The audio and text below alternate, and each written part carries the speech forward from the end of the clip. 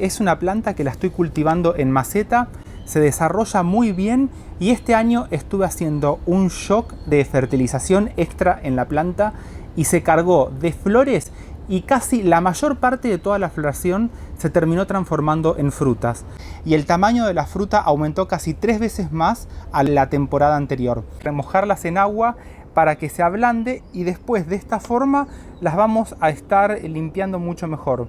Todas las que estén flotando, en este caso como estamos hablando de la fruta completa, no significa que no sean viables estas semillas.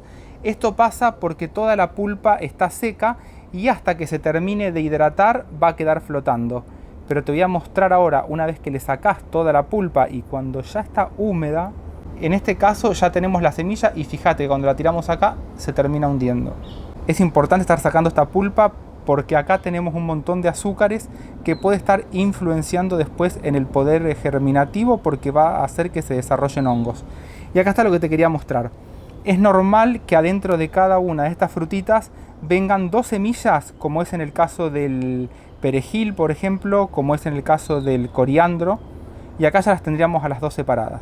Y es mejor estar separándolas para después estar haciendo una siembra bien prolija y evitar que nos queden las plantas juntas, para que las plantas se empiecen a desarrollar un poco más separadas y que sea más fácil después cuando estemos haciendo el trasplante definitivo. Y una vez que ya las dejamos aproximadamente, lo que te recomiendo de una noche para el día siguiente, vamos a sacarlas a todas. La pulpa sale mucho más fácil y me voy a estar quedando con estas.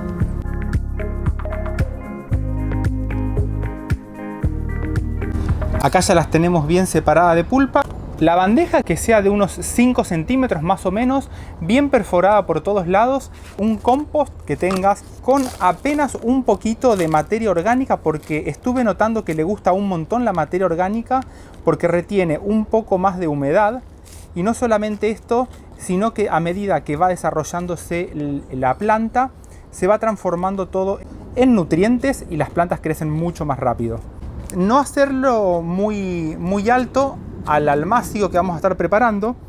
Y para hacer la siembra, lo que te voy a estar recomendando es que no lo estés enterrando más de 1 centímetro.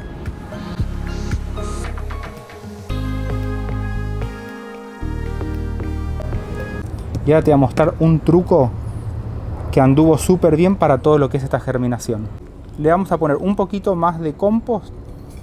Apenas estamos apretando porque esto está bueno porque las semillas son un poquito grandes.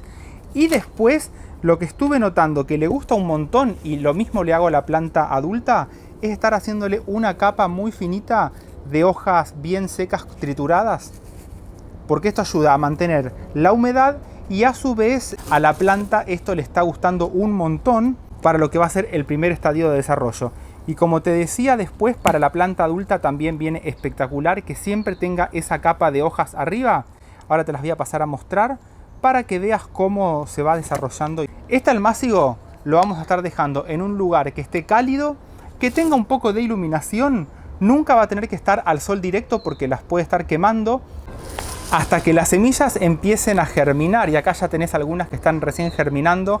Se empiezan a ver como unas puntitas bien rojizas y con unas hojitas súper apenas desarrolladas. Después empiezan a sacar todo el resto de hojas hasta que se transforman en esta maravilla que ya están listas para ser trasplantadas. Una vez que ya tenemos estos almácigos de esta forma, con este tamaño de planta, ya lo empezamos a correr un poquito más para el sol hasta que hagamos el trasplante definitivo y las hojas se empiezan a poner de color rojo. Vamos a hacer un trasplante. Voy a estar usando estas macetas. La que tengas por ahí, le vamos a poner una base de este compost y vamos a ir a buscar esta que tiene la hoja roja. Ahí quedó la semilla con toda la raíz. En este caso, cuando ya tenemos la raíz que es muy larga, apenas la reubicamos ahí y le vamos tirando el sustrato para que esta raíz quede orientada lo mejor posible. Ya tenemos el primer trasplante. Le vuelvo a agregar un poquito de hojas. Esta planta ahora va a ir a una media sombra como estuvo hasta ahora y de a poquito la vamos a ir exponiendo cada vez más al sol para que la planta se empiece a adaptar mucho mejor.